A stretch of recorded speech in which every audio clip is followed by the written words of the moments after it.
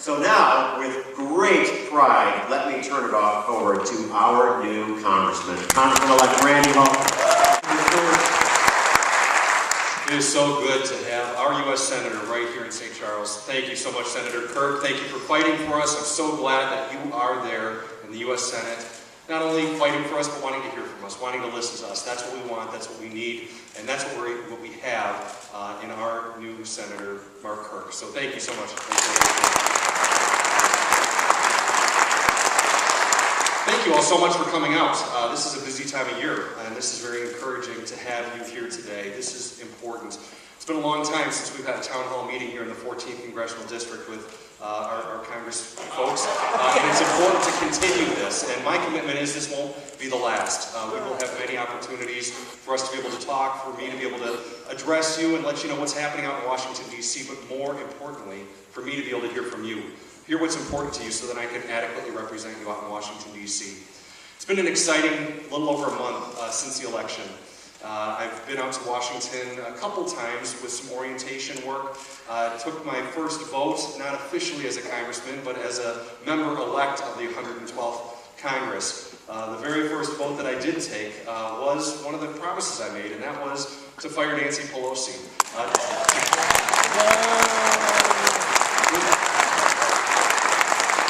With the new majority, I wanted to have someone who shares our Midwestern values, and John Boehner, going to be the new Speaker of the House, shares our Midwestern values. Very strong, conservative, fiscal conservative, committed to listening to people, hearing what's important to people, and opening up the process. We've heard that already. That is going to be a very open process, allowing individual members to have amendments on legislation, which hasn't happened over the last 4 years. And so that is a very positive thing. The second vote I took was another thing that I was very excited about, and that was a vote to ban earmarks. And I think that was a very caucus position that we took that we're going to lead forward going into this next Congress as it starts first week of January. What an amazing opportunity that I have to be able to enter Congress with one of the largest freshman classes in the history of America. It's the largest class since, I think, the 40s. We have 89, I think it is, new freshmen that are coming in. 80 of those are Republicans, 9 are Democrats that are coming in. But I've met with both Republicans and Democrats that are coming in.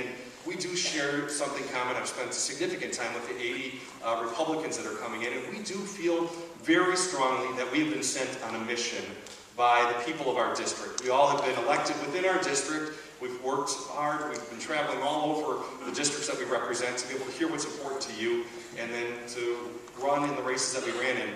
But so many of us carry that common theme of a recognition that Congress is broken, that what has been happening out there does not serve the American people any longer. It has been serving members of Congress and the establishment that's around there, a Washington elite that no longer cares about what's important to us back here in the district. And we are committed to seeing that change.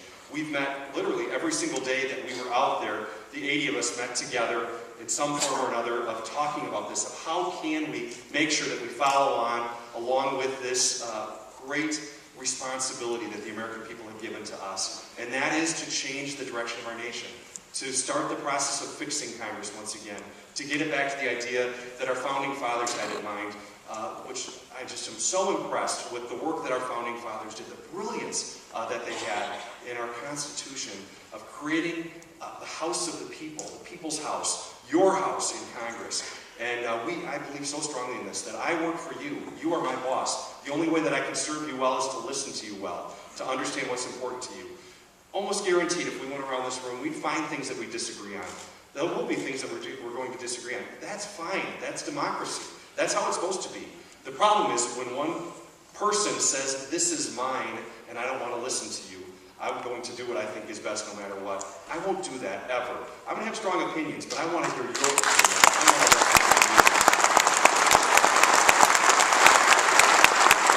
So my commitment is, I'm going to be upfront with you. I'm going to let you know how I feel on issues, what I think is important, but I'm going to be brief, and then I want to open it up to listen to you and hear what's important to you, how we can best serve you.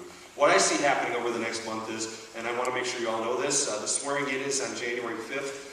would love to have any or all of you come on January 5th out to Washington, D.C. Unfortunately, with it's 435 of us who get sworn in on that day, but 89 of us are new freshmen coming in.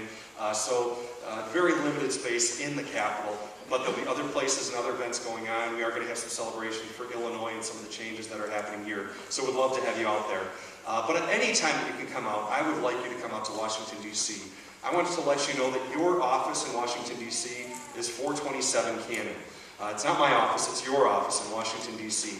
So come out and visit your office in Washington, D.C. It's in the Cannon building there on the 4th floor. It's exciting because all of the elevators actually go to the 4th floor. The 5th floor, there are only 2 elevators that make it up there. So I was pretty excited to get on one of the floors that, as a freshman, that actually all the elevators get to that floor. So you don't have to know the secret elevator to get up there. You can get up from any elevator, so that's encouraging. But I mean it. I want you to come out there. I want to hear from you. You're going to see a lot of me. I'm also excited about the calendar that we've rolled out for the House of Representatives. And you need to know this as well. It's a very different philosophy. I believe the most important work that I'm going to do is back here in the district, listening to you, being active with you, being a part of what's important to you. And it's been very different for the last couple of years where they felt like the most important work they did was being out in Washington, D.C., and being away from their district. What we've done in our calendar is we've set up a calendar where we will be in session 3 weeks a month, and then we will be home working in our district 1 week a month at least. It's about a 10-day span every single month that will be in the district, along with every weekend. So every weekend I'll be back here, but also for that extended week, where it's an opportunity for me to be able to get out again, to be listening to you, to be hearing from you, to be seeing what's working, to see what's not working, to see the heavy hand of regulation, the heavy hand of taxation, everything else that's really destroying job creation here in the 14th Congressional District. So I'm encouraged by that. You're going to be seeing a lot of me. I hope you get sick of seeing me at things, because that's really my job, is to be out here so much that we are getting to know each other and that I can really know that I am representing you as best as I possibly can. We're going to have some important votes after that swearing in. I do believe one of certainly our first vote will be new leadership in Washington. I hope one of our next votes will be to repeal health care.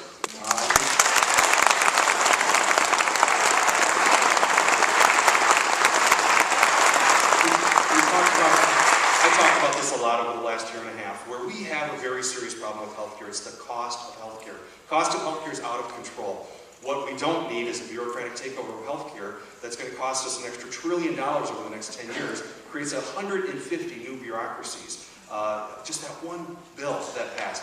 We've got to take that back and go and address the real problem, making sure that we can have more accessibility, making sure that people who can't get insurance can get insurance without destroying a system that we all really appreciate. 80 to 85% of the people 80 to 85% of the people do like the healthcare that the ability to be able to see the doctor they want to see, to be able to get in, to be seen quickly, to not be determined of whether the illness that they have is going to receive treatment or not. We want that openness and accessibility, and I want to fight for that. I want to go after the cost of healthcare, and we can do that in I think, a bipartisan way of getting some good things done. So I'm looking forward to working for you, working with you, getting some good things accomplished, working with our great U.S. Senator. I think it shows a real statement here that within 13 days of his swearing in, he's here in St. Charles wanting to listen to us, wanting to hear from us.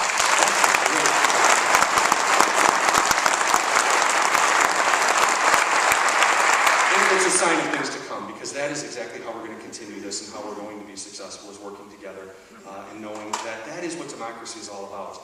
It's an engaged electorate who hold their elected officials accountable, who understand the issues, know what's important, and together through that dialogue are coming up with good solutions that solve problems in the district that Washington, D.C. isn't always the answer. In fact, I think a lot of times it's the problem. The real solution is getting Washington out of our way, allowing free enterprise, allowing small business, allowing entrepreneurs to grow, to expand, to take off with that great idea. That's what's made America great in the past, and that's what's going to make America great in the future. So I want to hear from you. It is so encouraging that you're here today. Like I said, we want to hear everything we can today, but we're going to be back. This isn't the only time you're going to see us.